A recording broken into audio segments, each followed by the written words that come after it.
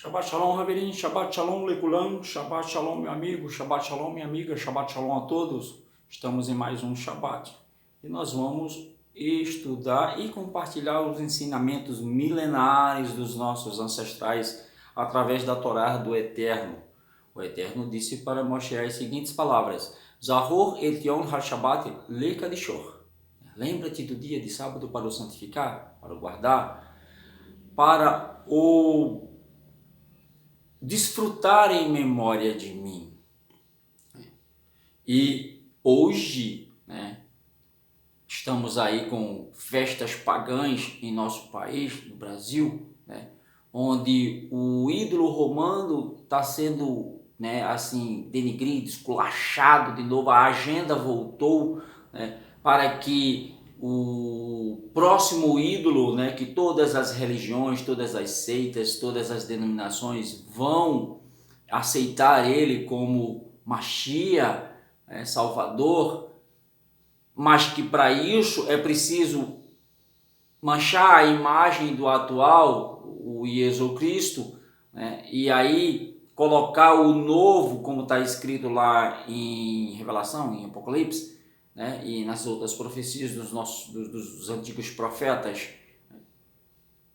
Está aí, a mídia, usando a própria religião, usando as festas profanas para denigrir a imagem do seu próprio ídolo, para que o novo se estabeleça. Mas para isso existe toda uma agenda de humilhação, de escravidão, de opressão, que já está sendo implantada no mundo inteiro e agora aqui no Brasil, com esse novo regime, para que as pessoas clamem por um governo único, uma única religião, uma única moeda, e uma única política, ou seja, é o governo do anti-Mashiach.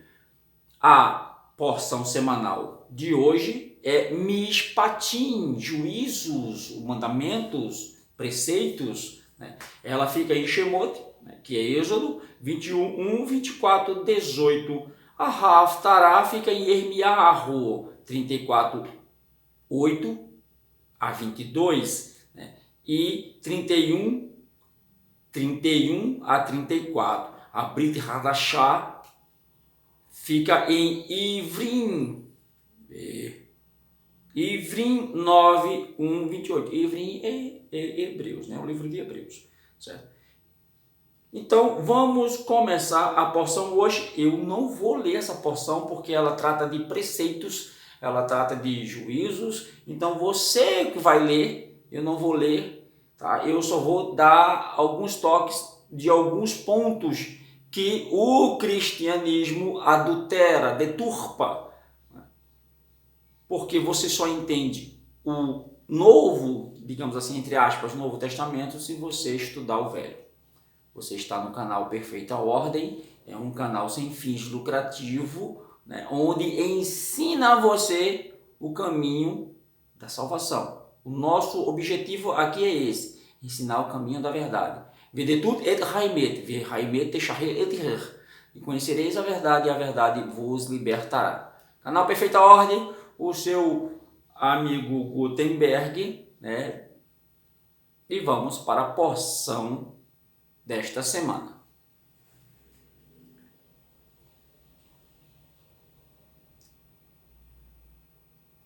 Vai ler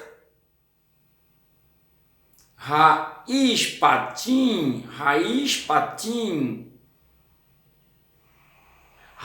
Mishpatim, Asher Tassim, Lifneihem. Estos são os Mishpatim, ordenanças que o Eterno, não são ordenanças judaicas, tá? São ordenanças ou juízos, ou seja, juízos que pondrás delante de ellos. Você vai colocar diante de você. E aqui ele traz vários juízos, são mais leis cívicas, ou seja, coisas que acontecem durante o dia a dia.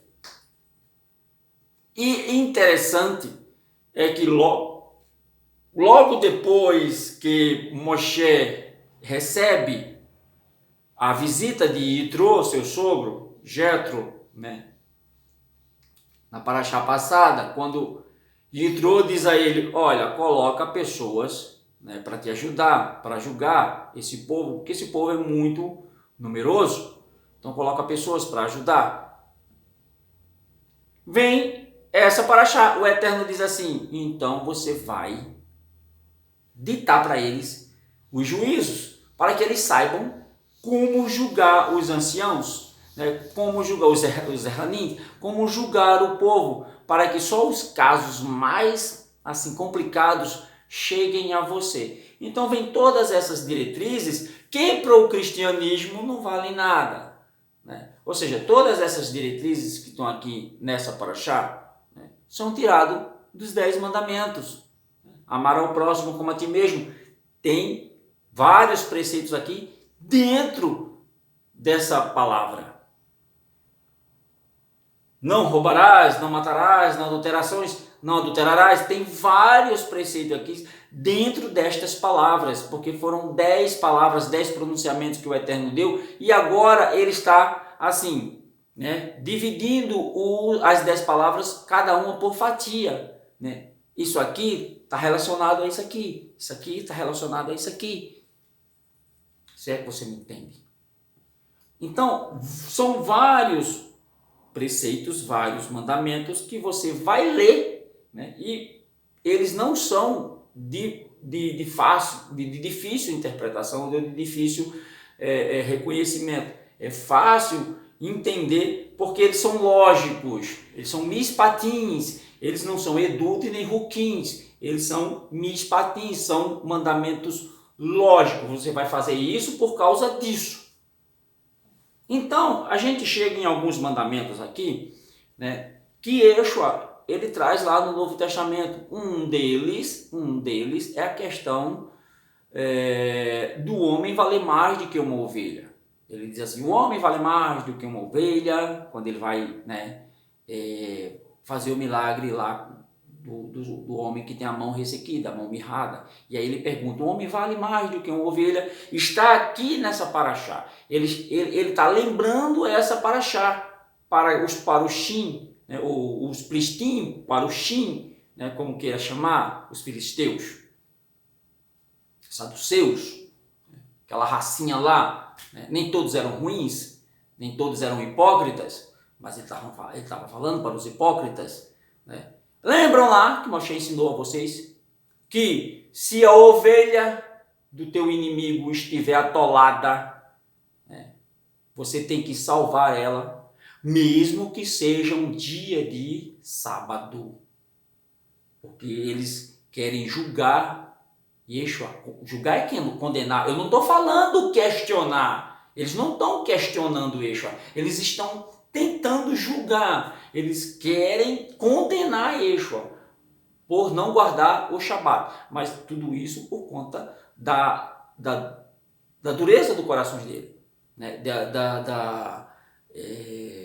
Porque eles... da ruindade do coração. Né? Eles não querem aquilo ali. Então eles chegam, né, e levam o homem com a mão ressequida e, né, ficam esperando se Yeshua vai curá-lo no Shabat, no sábado. Aí ele diz, é bom fazer, é lícito fazer o bem, né, no Shabat? É lícito fazer o bem ou o mal? Você já peca se não fazer o bem. Ou seja, Yeshua não ia pecar, né, de maneira nenhuma. Porque se você deixar de fazer o bem, você peca. Está lá na Torá, é mandamento. Então Yeshua, eles queriam, né, que Yeshua deixasse de fazer o bem. Também era uma pegadinha. Né? E Yeshua, conhecendo os corações deles, assim, se ele curar, a gente condena ele por não guardar o Shabat. Se ele não curar, a gente condena ele por não fazer o bem. Entende? Hoje a humanidade é assim, hoje. Então, Yeshua vai e diz assim, é lícito fazer o bem ou o mal? Os caras ficam tudo calados, eles não vão responder, que eles não vão se condenar, não vão criar provas contra eles mesmos. Se Se você tiver uma ovelha num dia de Shabat, que está aqui na Torá, né, e o cristão não pratica isso, porque ele é pagão, né, o cristianismo ele é pagão, ele não cumpre as leis do Eterno, né, os caras ficam calados. É para que vocês saibam, né, que o Filho do Homem tem poder. Estende tua mão. Mas ele diz assim, mas se fosse uma ovelha, vocês salvariam, né? Porque está na Torá de Moshe. Torá de Moshe, né? Entre aspas, porque a Torá foi o Eterno quem falou e Moshe apenas escreveu. Se fosse uma ovelha, vocês salvariam. Mas um homem, né? Uma ovelha vocês podem vender ela no mercado, vocês podem trocar ela por um pecado que vocês cometerem. Mas um homem, né, aleijado, para que serve? Para que serve um homem aleijado? Não vale nada. Então, uma ovelha vale mais do que um homem. E os caras ficam calados. Não respondem nada porque são podres, são ímpios. E a religião hoje é assim. Ensina as pessoas a serem assim. Hipócritas. E aí ele manda o homem estender a mão e cura o homem. Porque no texto aqui diz que a vida vale mais do que o sábado. Se no sábado você tem que salvar uma vida, você tem que fazer todo o trabalho possível para salvar aquela vida. Porque a vida vale mais do que o sábado. Porque o sábado não... né, assim, a vida não foi feita para o sábado, e sim o sábado para a vida. O homem não foi feito para o sábado, mas sim o sábado para o homem. Então, isso você vai aprender aqui nesse texto. E tem mais, tá? Vamos procurar. Mais para frente a gente vai ver, né, Moshe purificando o povo, para que o povo fique no monte, né? Ele sobe no monte, e aí ele leva todos os serranins, né, os anciãos não sobem, os jovens também não sobem, e aí ele esparge, né, metade do sangue, ele faz um misbeá, um altar, e aí metade do sangue ele esparge, metade do sangue ele faz outra ordenança lá, e assim ele purifica o povo, né, para estar no pé da montanha. Mas antes disso, né, ele fala do sétimo ano, né, que são no caso, os Shabatot anuais, né? Ele diz assim, que no sétimo ano você não vai plantar. Você não vai plantar. Você vai plantar o primeiro, o segundo, o terceiro, o quarto, o quinto e o sexto ano. No sexto ano, eu vou dar colheita para você comer neste ano, para você comer no ano seguinte e no próximo ano. Para 3 anos eu vou lhe dar colheita. Mesmo assim, quando o povo entra em Canaã, o povo não acredita nisso, né? E usa a terra no sétimo ano. Mas o que o Eterno diz? Essa safra, né, aleatória ou minha, o sétimo ano, essa safra é minha, né? O que produzir a terra é meu, e eu dou a quem eu quero, é o que o Eterno está dizendo. Então ela vai ser para os pobres, para os necessitados, para os estrangeiros e para o animal selvagem, tá? Porque o povo era muito mesquinho, e hoje ainda mais. Então, aquela safra daquele ano, né, o que é que acontece? Nem todos os lugares de Israel estavam comemorando, digamos assim, é um pensamento meu, tá? Mas digamos que todo Israel esteja comemorando o Shabatot anual, né? Ou seja, toda aquela safra era para os animais selvagens, para o próprio necessitado, né? Mas digamos que uma tribo estava comemorando, a outra não. Não, porque eu comecei a plantar. Sabe por que eu estou falando isso? Porque se você plantar uma árvore, 3 anos você não podia comer o fruto daquela árvore. E qual é o ano que você plantou a árvore? Nem todo mundo planta a árvore no mesmo ano. Então isso quer dizer que algumas terras estariam cumprindo o Shabatot e outras não. Ia depender do coração de cada um, né? Da honestidade de cada um. Não, hoje começa o 7º ano, o Shabatot, então eu não vou plantar, não vou regar a terra. Mas o meu vizinho aqui é diferente. Então a minha terra vai servir para o pobre, para a viúva e para o necessitado. E para os animais selvagens, né, se alimentarem. E para a terra descansar.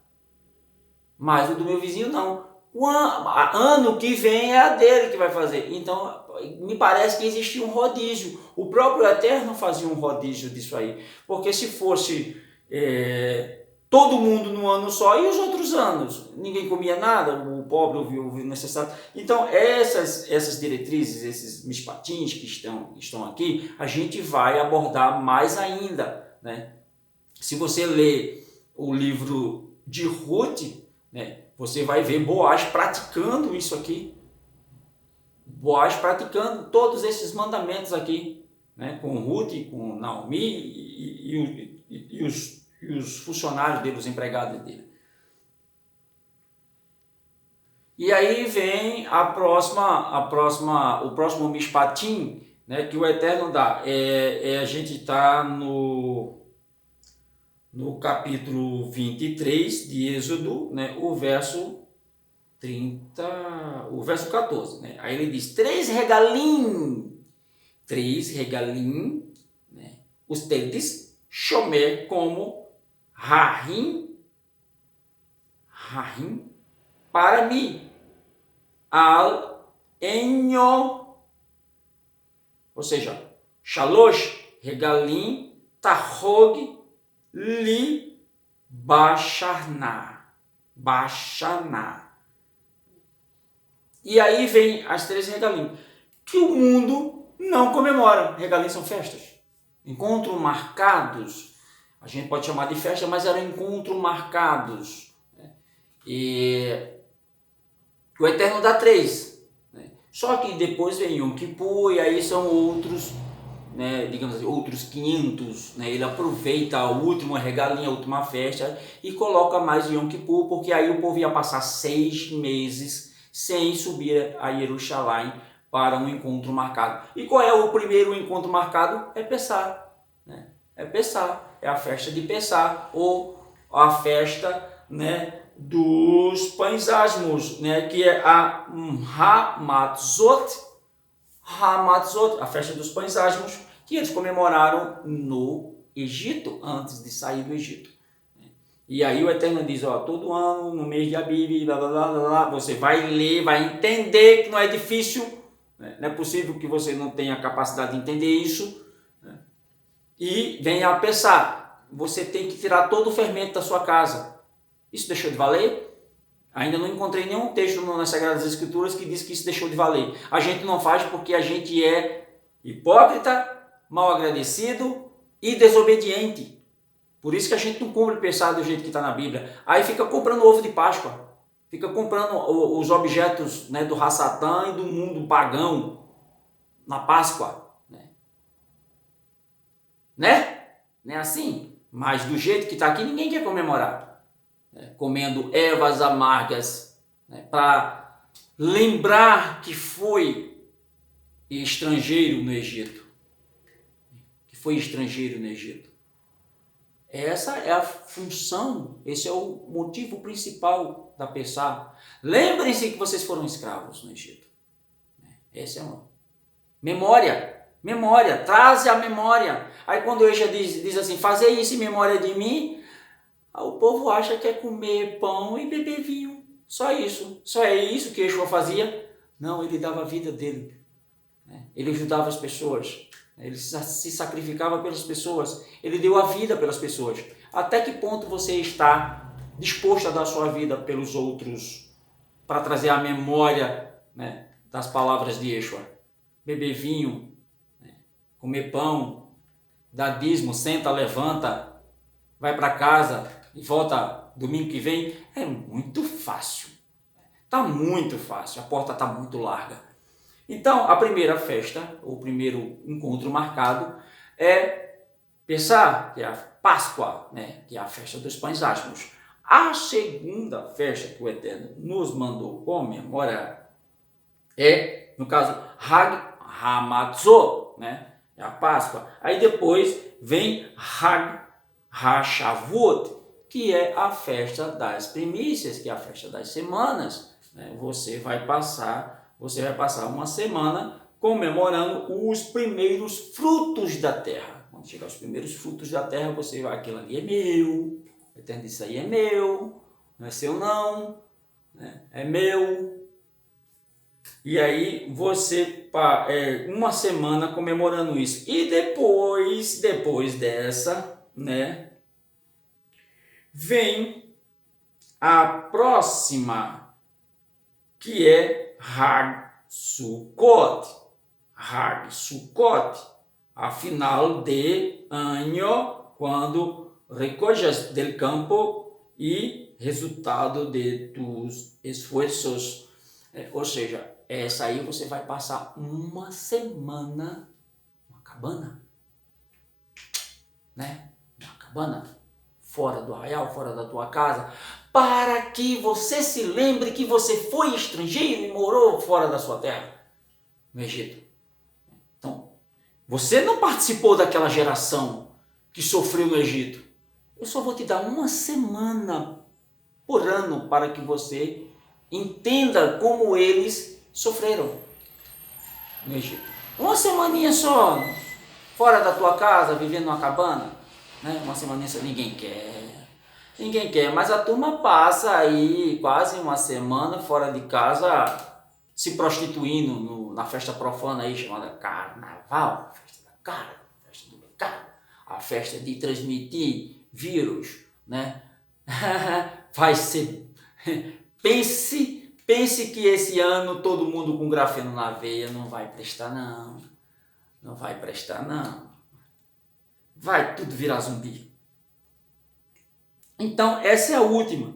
Mas mais para frente a gente vai estudar que o Eterno prolonga essa festa por mais uma semana, se eu não me engano. Aí vem Yom Kippur, né, que é o dia do perdão. Antes que eles voltem, né, para suas terras e passem o inverno, 6 meses, sem vir a Jerusalém. Então, quando Shaul diz assim, né, olha, as coisas passadas lá do Velho Testamento são só sombra das coisas futuras. O mundo vindouro está aqui. Plantar, colher e se reunir em Jerusalém para adoração ao eterno Criador de todas as coisas. Agora eu vou ler um pedacinho, que é o finalzinho, né? Eu vou ler em hebraico, que é o finalzinho da Parashá, né? Vayehu Eish Elohei Israel Vetahat Haglav Kemase Livnati o Hasepir, eu acho que é isso, tá? O que é que a letra não tá muito legal. Hashamai Latohar, né? Ou seja, Moshe, Haron, Nadav, Avihu e 70 de Los Erranim, né? E ellos vieram a Elohim de Israel, e debaixo de seus pés havia algo como pavimento em pedra de safiro, tão cristalino como ele mesmo Shammai. Tá, aí você diz, João viu, Yohanan, né? João viu pedras preciosas, blá, blá, blá, blá, blá, blá. Tá, aqui a prova do que Shaul falou, que as coisas passadas são só sombra das coisas futuras. Tá aqui Moshe pisando em estradas de cristais, de pedras preciosas, no Velho Testamento. Oh! Eu posso chamar evangélico, analfabíblico, que acha que só as pedras preciosas estão no céu. O Olam Rabá é aqui na terra, meu. a vida eterna vai ser aqui, para com isso, ninguém vai para o céu não. Né? Me mostra um texto aí, eu estou aqui. Né? Coloca aí nos comentários um texto dizendo que a gente vai morar no céu. Não vai, não vai. A cidade vai descer. E como é que tu quer subir? Paulo foi até o terceiro Chamai e viu. Ele não foi nem até o sétimo, que são 7 de acordo, né, com o estudo da Torá.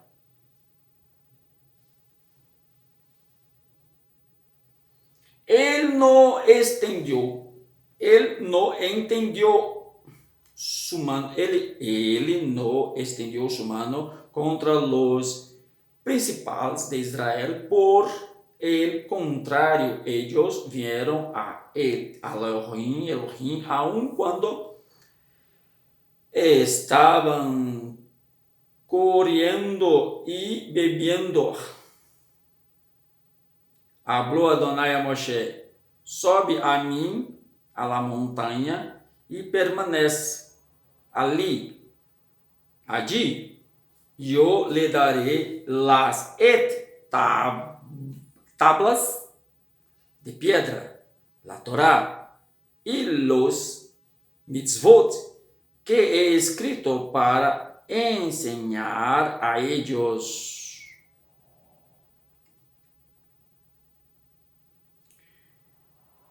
Bezerro de ouro não chegou ainda não, tá? Ainda vai chegar. Aí a gente vai, né? Moshe se levantou e Yoshua, Josué, seu assistente, e Moshe subiu a la montanha de Elohim. Habló a los Zehanim: quedarse aquí por nosotros hasta que regresemos a ustedes.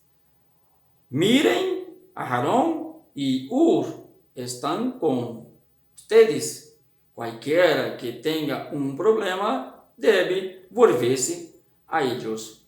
Subiu Moshe a la montaña y la nube cubrió la montaña.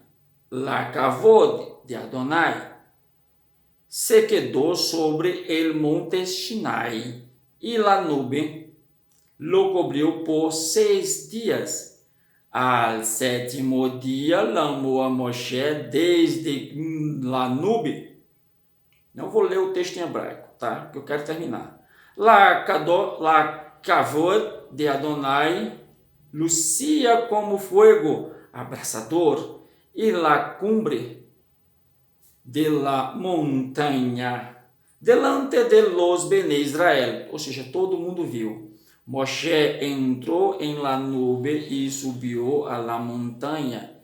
Ele esteve em la montanha por 40 dias e 40 noites. Yeshua não podia fazer diferente, né? Se Moshe conseguiu ficar 40 dias e 40 noites sem beber e comer nada, por ordem do Eterno, né? Porque ele estava sob a proteção do Eterno, Yeshua também, porque o que é que diz? Aqui o ruá do Eterno levou Moshe para o cume da montanha. Lá no Novo Testamento, o ruá do Eterno leva Yeshua para as montanhas também. Ou seja, quando o Eterno faz, ele garante, né? Ele se responsabiliza. Agora, se tu quer passar 2, 3 dias sem beber água e sem comer, é problema teu, contigo é a sorte. Né? Teu organismo é quem vai sofrer. Né? Aqui não, aqui Moshe não necessitou de água nem de comida, porque o Eterno, ele era o pão da vida e a água da vida. Correto? Por isso que Yeshua diz assim: eu sou o pão, porque a Torá estava sendo entregue ali. Moshe não precisava mais de nada, já tinha palavra, para que comer, para que beber, se ela alimentava ele. Por isso que Yeshua diz assim: eu sou a Torá, né? Ninguém precisa de mais nada a não ser de mim, a não ser, né, que esteja sob a proteção do Eterno. Se não tiver, você está no seu natural humano. Então coma e beba, por favor, que senão você vai ter problemas físicos e mentais também, né? Porque vai começar a acreditar num monte de coisas. Gente, o que eu posso trazer daí é que até hoje o pico dessa montanha, que não está na Península Arábica, né, está do outro lado do Yan Suf, do Mar Vermelho, né, que chamam de Mar Vermelho, Yan Suf, Mar Final, lá do lado de Midian, né, o Monte Sinai está ali, né, do outro lado da Península Arábica, né, ou seja, na Arábia Saudita mesmo, e não naquela península ali, que eles dizem onde está o monte, entre as duas entradas do Yan Suf, do Mar Vermelho. Assim tem uma península, chamam Península Arábica. Não, o Monte Sinai não está ali, ele está do outro lado, né, na Arábia Saudita mesmo. E tem muita coisa ali escondida que eles querem esconder mais ainda, que foram descobertas agora. Eles querem fazer uma cidade em cima, né, que é para destruir todas as evidências, né, das guerras que Moshe tomou, né. Tem gigantes enterrados ali que eles descobriram e eles querem criar uma cidade ali agora, para esconder tudo. Lógico, Og era gigante e todos aqueles outros, né, ali daquela terra eram gigantes que Moshe derrotou, que o povo mesmo disseram, a gente não pode destruir esse povo é gigante, eles vão nos consumir. Mas foram destruídos, né, depois de 40 anos, né, pela ordem do Eterno, eles foram destruídos, né. E esse monte ainda tem lá o pico dele está queimado, né? A rocha, né, de Meribá está lá rachada no meio de onde saiu água, né? Tudo está lá muito bonitinho, só que eles dizem que é em outro lugar, que é para as pessoas não encontrarem no lugar correto. E é assim que ele faz com você, é assim que a religião faz com você, te engana para viver às tuas custas. Ok? Terminamos a paraxá de hoje, né? Eu acho que mais ou menos isso. Ela é muito grande, né? Mas para isso você tem que ler em casa, né, todos os textos. Eles são bem claros, né? Se o teu boi escornear alguém, escornear outro boi, se você roubar, se você defraudar alguém, tá lá tudo explicadinho. Faz coisa errada quem quer, né? Agora, se tu não quer entender o que é errado e não quer entender o que é mandamento, né, e quer ficar na tal graça cristã, né, e fazendo porqueira por aí, é problema teu. É problema teu. Só peca quem transgride mandamento. Se você não sabe o que é mandamento, você está transgredindo eles e pecando. Está lá em João 3,3. 1 João 3,3. Vamos ler a Bericat Kohanim e encerrar a paraxá de hoje. Yevarechicha Adonai veishmerecha Adonai panavelecha vihuneka itzah Adonai panavelecha veyatzelecha shalom. Viditut et haimet. Vihaimet techaher et re. É a segunda vez que eu falo isso hoje, né? Conhecereis a verdade vos libertará. E se assim o Eterno nos permitir, estaremos aqui fazendo mais um vídeo. Os tempos estão ficando difíceis, como Paulo disse lá em Timóteo 3,3. Estamos vivendo momentos difíceis. Homens amantes de si mesmos, avarentos, presunçosos, soberbos, blasfemos, ingratos, profanos, sem afeto natural, irreconciliáveis, caluniadores, incontinentes, cruéis, sem amor para com os bons, amigos mais amigos, né, mais amigos dos deleitos que amigos do Eterno, né, e inimigos dos pais, né, e por aí vai. Tempos difíceis. O reino do Mashiach está cada vez mais próximo, mas para isso é preciso que o anti-Mashiach se manifeste e engane quem quer ser enganado.